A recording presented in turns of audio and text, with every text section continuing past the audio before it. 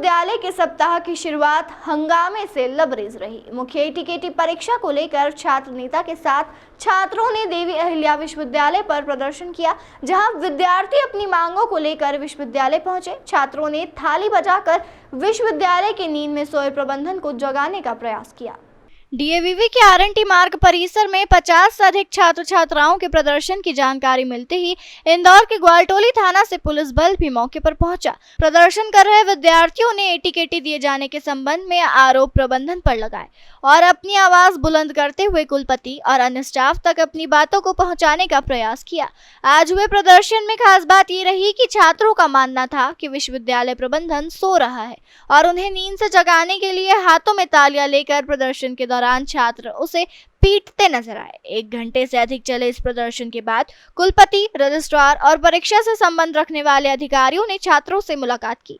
हालांकि इस दौरान प्रदर्शनकारियों और कुलपति के बीच तीखी नोकझोंक भी देखी गई। छात्रों से मुलाकात के बाद कुलपति ने पूर्व में आए परीक्षा परिणामों की कॉपी लेकर इस पर विचार करने की बात कही। सर, मैंने बीएड की जब एग्जाम कॉपी दी थी, उसी चेक मैंने फॉर्म डाला। जब मैंने कॉपी मैंने आपस चेक करी, मुझे विश्वास बिल्कुल नहीं हुआ। मेरी कॉपी इतनी गलत चेक करी सर उन्होंने। जिस कॉपी में टोटल राइट करा हुआ है उसमें मुझे 00 दिया, जिस कॉपी में टोटल क्रॉस करा हुआ उसने मुझे 20 नंबर दिए।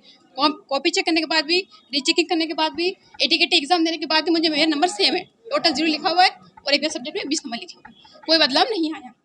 देवी अहिल्या विश्वविद्यालय में 1-2 महीने पहले हम लोगों ने विशेष एटीकेटी की मांग की थी। तब 2,500 के करीब विद्यार्थी फेल हो गए थे बीएड में। हम लोगों ने निरंतर मांग की और हमारी मांग जब पूरी हुई, विश्वविद्यालय उस समय भी नियमों के विपरीत जा रहा था और इन बच्चों की विशेष एटीकेटी कराने के हक में नहीं था, लेकिन किसी कारणवश हम लोगों ने लड़ाई जीती और विशेष एटीकेटी कराई। जब विशेष एटीकेटी की परीक्षा हो जाती है उसमें 1,000 के ऊपर विद्यार्थी फेल हो जाते हैं। विश्वविद्यालय ये निर्णय नहीं लेता है कि हम लोगों से फिर चूक हो गई है। विश्वविद्यालय अपनी पीठ थपथपाने में लग जाता है और ये कहता है कि 50% विद्यार्थी पास हो गए। आज हम देवी अहिल्या विश्वविद्यालय को बताना चाहते हैं कि ये बीएड के विद्यार्थी अपने रिजल्ट में गड़बड़ी की मांग निरंतर क्यों कर रहे हैं। ये वर्ग 3 में तब भी सिलेक्ट हुए थे, आज वर्ग 2 की परीक्षा आ चुकी है, वर्ग 2 में भी ये सिलेक्ट होंगे। ये विद्यार्थी पढ़ने लिखने वाले विद्यार्थी हैं। मैं आप सभी को बताना चाहता हूं कि वर्ग 3 जो शिक्षक पात्रता परीक्षा आई थी उसमें 3,000 से ज्यादा पद इन विद्यार्थियों के अपेयर ना होने की वजह से खाली हो गए। इसका दोष भी विश्वविद्यालय के ऊपर जाता है। मैं आप सभी को बताना चाहता हूं कि विश्वविद्यालय की चेकिंग प्रक्रिया में भारी गड़बड़ी है। अन्य वर्ग के विद्यार्थी भी लगातार यहां पर प्रदर्शन करते हैं और बताते हैं कि किस प्रकार से चेक करने वाला व्यक्ति दिशाहीन है, लेकिन उसकी जिम्मेदारी विश्वविद्यालय नहीं लेता है। आज हम लोगों की प्रमुख मांग यहाँ है कि विश्वविद्यालय इन बच्चों की मुख्य एटीकेटी की परीक्षा एक विषय में कराए। दूसरी ओर विश्वविद्यालय ये कह रहा है कि इन विद्यार्थियों की चारों सब्जेक्ट की परीक्षा हम कराएंगे, मुख्य एटीकेटी नहीं कराएंगे। इस बात को जब बोला उन्होंने, उसके बाद से कॉलेज मालिक इनसे 35-40 हज़ार फीस एक ही वर्ष में दोबारा मांगने लगे। इसके पीछे एक षड्यंत्र निकलकर सामने आता है कि विश्वविद्यालय और कॉलेज मालिकों की कैसी सेटिंग है कि वे इन विद्यार्थियों को लूटने का काम कर रहे हैं। ये लोग बीएड के छात्र थे जो कि उनकी विशेष मांग पर पिछली बार जो हम लोगों ने उनकी एक स्पेशल एटीकेटी कराई थी तो उसमें भी काफ़ी लोग, लगभग 2,000 लोगों की हुई थी, तो उसमें से भी करीब 900 से कुछ ऊपर हैं बच्चे, वो फेल हो गए हैं।